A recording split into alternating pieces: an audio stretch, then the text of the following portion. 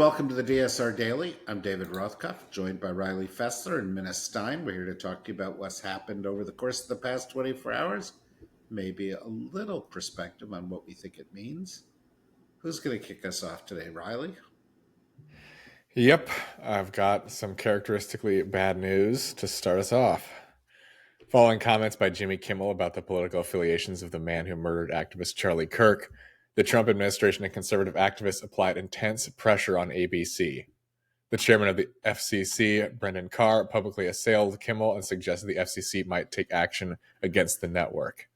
As a result, Disney executives made the decision to indefinitely pull the show, Jimmy Kimmel Live, from air, a move that was immediately praised by President Trump. Several local ABC affiliates, some with pending business before the FCC, had already announced they would preempt the show.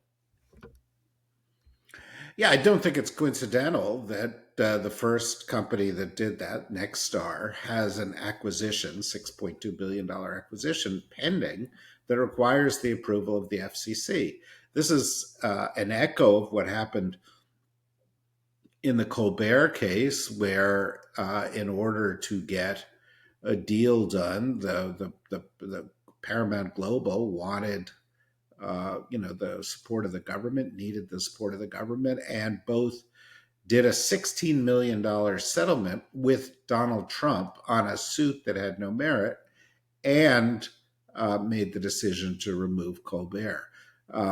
They asserted the decision was based on financial issues, but of course it was not. And now Colbert, a critic of Trump, is canceled. Now Kimmel is suspended. We have seen others suspended or lose their jobs in the past week, associated with pressure on them for making comments about the Charlie Kirk situation or the handling of that situation by the administration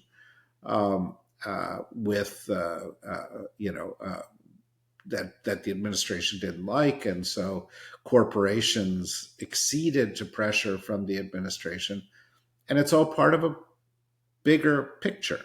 And the bigger picture is what Senator Adam Schiff has, I think, correctly called the biggest assault on the First Amendment in U.S. history, which has included efforts to intimidate universities about what they could teach and how, to restrict people's right to express themselves in public demonstrations, to restrict what you can see or what is presented in museums or in cultural centers, to get major media outlets, whether it's the Washington Post or it's X, or soon it will be TikTok, which is also going to go to Trump ownership and others, to hew to a line that is more supportive of the administration, or it is efforts to essentially outlaw views that are opposed to the administration. And that includes talk this week of going after Antifa, which is not really an organization, but becomes a designation under which they can say people who express anti-administration views are not just opponents, but they're terrorists. Efforts to review the not-for-profit status of certain organizations, which they are now talking about because they support these dangerous views, etc. We've seen efforts in the history of the United States to go after parts of the First Amendment or to restrict people's rights. McCarthyism is an example. You can go back to the beginning of the administration with the Alien and Sedition Act. But in those cases, there was an ostensible national security interest involved. They were not as sweeping. There was not the broad collaboration of corporate leadership that we have seen here, or institutional leadership that we have seen here. The effects were nowhere nearly as sweeping. And so, I think you can say it. Right now, the First Amendment, which you thought of as a fundamental right that allowed you to say whatever you believed whenever, doesn't exist in this country as it once did. And people are intimidated Read the stories in the paper this morning about the discussions at ABC about Kimmel. They were worried about the administration coming at them and how they could come at them and what that would cost. To get free speech back, first we have to acknowledge that it has been taken, and next people have to be willing to stand up and speak out and take the consequences. We'll do that here. We're very small, probably will not be noticed. But we think that if everybody does it, the impact will be great.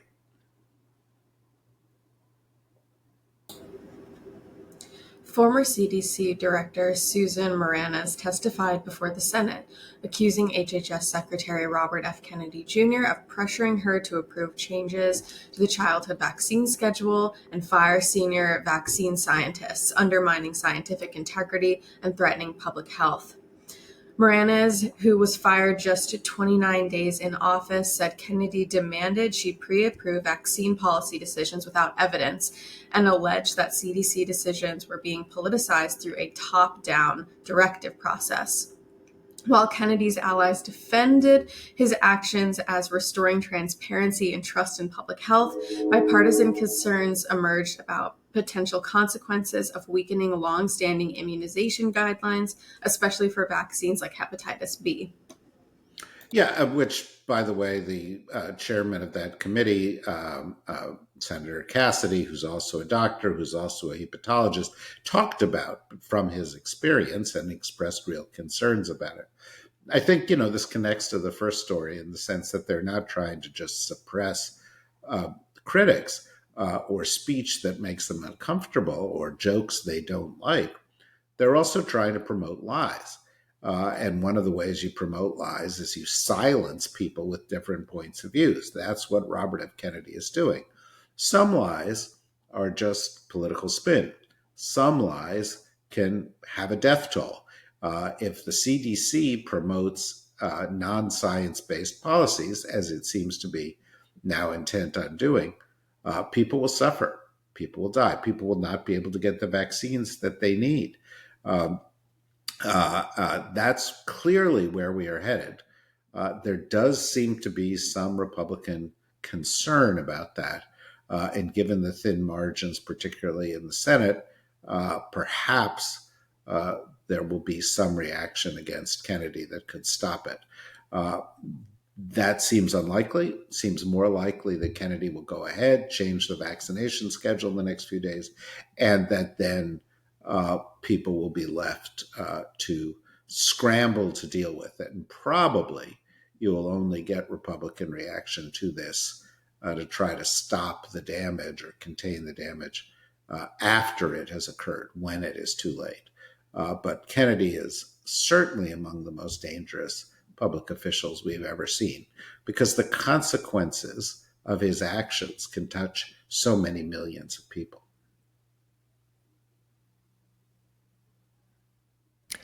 Following the assassination of conservative activist Charlie Kirk, President Trump announced on social media that he would be designating Antifa as a terrorist organization. This move, which comes after Trump and other officials blamed left-wing groups for the hostile political climate, has unclear legal standing because Antifa is a decentralized movement without a formal leadership structure. Despite the lack of evidence connecting the accused killer, Tyler Robinson, to any specific group, the White House is reportedly preparing an executive order on political violence and hate speech. Critics argue that Trump is using Kirk's death to justify a crackdown on his political opponents. Yeah, okay. So I guess I'm one of those critics. That's what he's doing. There's two reasons he can't do what he's, or shouldn't be able to do what he's saying he's going to do with Antifa. One is, as security experts have been complaining on, a Deep State Radio podcast for the past 10 years. There's no statute in the United States that allows us to identify or systematically seek to go after domestic terror organizations. There just simply isn't the ability to declare a domestic terror organization a threat, as the president seems intent to do in an executive order. But having said that, Riley pointed out, Antifa is not really an organization. In fact, I think it was overstated. It's not even a movement. There are people out there who say that they're opposed to fascism. I guess all of us ought to be opposed to fascism. We fought World War II because we were opposed to fascism. But this has been a kind of a distraction of the right because every single study that's been done, whether it's by the Department of Justice or by universities or by not for profit organizations, has shown that the vast majority of political violence in the United States comes from the right, comes from extreme right wing groups. But by creating the perception that there is a group like this, it allows them to target people. It allows them to suggest their motives are a threat. It allows them to use emergency powers, or at least justifies in their own mind, or in terms of political spin, the ability to use emergency powers to go after them. I think you will, one of the things Trump has said is we will go after the people who are funding Antifa. Well, Antifa doesn't exist. They will be able to say, here is this amorphous movement, and people who are behind this amorphous movement will be targeted. The George Soroses of this world, I'm sure are talking to their lawyers right now because that's what this is about. This is about silencing Democratic opposition to Trump, to the GOP, to MAGA, because they're afraid that if the people got to express their views freely and openly, that they would be defeated because their policies are unpopular, because it's bad for the economy, because people are losing money, because they're just serving billionaires, because they're corrupt, because they're against science, because they're taking healthcare away from people. For all the reasons that people oppose a government, they're trying to say, no, we'll get rid of those opponents. And that, my friends, is authoritarianism. The Trump administration announced it will prioritize federal education grants for programs promoting patriotic education, which the Education Department claims will present U.S. history as a, quote, accurate, honest, and inspiring way. Critics argue this effort whitewashes painful chapters of American history, such as slavery, and suppresses academic freedom, especially amid broader attempts to reshape public institutions, museums, and universities along ideological lines. The initiative follows Trump's executive order tightening control over federal grants and aligns with his broader Make America Great Again agenda, which civil rights advocates warn could politicize education and stifle critical historical understanding. Yeah, of course it'll stifle critical historical understanding. Of course, I mean, it has nothing to do with making America great again. It'll make America weak. If America can't identify the things that have gone wrong in this country, it can't fix them, or it can't defend against them happening again. Of course, what Trump wants is for us to not be able to defend against them happening again. He wants to turn back the clock. He wants to make a bunch of the things that we recognize were dangerous in our history, including institutional racism or institutionalized misogyny, or gross inequality in our society. He wants to make those things seen as part of America's success story. It ties to the first story. It ties to the Antifa story. It ties to the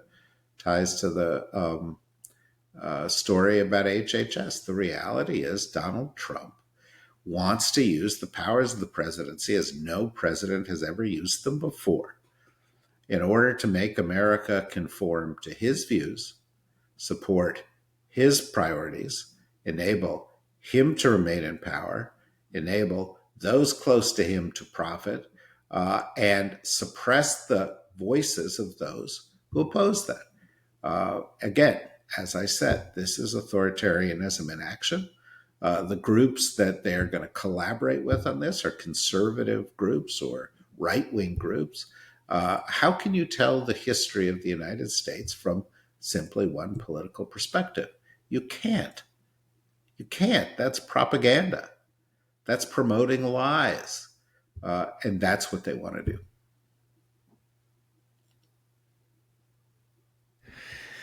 NVIDIA, a leading chip maker, announced a $5 billion investment in rival company Intel and a new partnership to collaborate on products.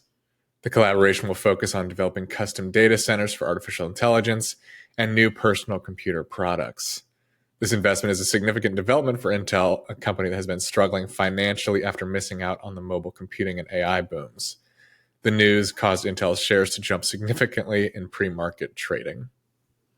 Yeah, it's probably good news for American AI competitiveness. It comes a day after the Chinese said they're not going to allow NVIDIA to sell within that country because they feel they're getting more pressure from the United States on the issue of access to key chips and that uh, this competition, which we saw initially in the Biden administration, where people view AI as a zero sum game, either the Chinese win it or we win it, is heating up again. Of course, the Chinese lead in a number of areas, so that's should be of some concern to us. And it's not, the kind of zero sum game that people are talking about. It's not a closed marketplace. A lot of the ideas involved are fungible. We can't, keep our progress from becoming their progress. We can't keep them from leapfrogging us. Uh, but I think all of this falls under the category of the United States, China, and the world sort of coping with a technological revolution and trying to adapt to it and see what policies work and see what policies don't work. This is a market solution that many thought was coming for a long time to a particular problem, which is you don't want to lose an asset like Intel.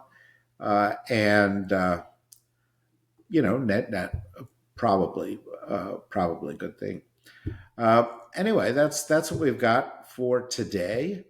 And we've got our other podcasts out there, and hope you will tune in to them. We had a great discussion yesterday with Norm Ornstein on Words Matter. Definitely give that some of your attention. And we'll be back with you again tomorrow morning. Until then, thanks, Riley. Thanks, Minna. Bye-bye.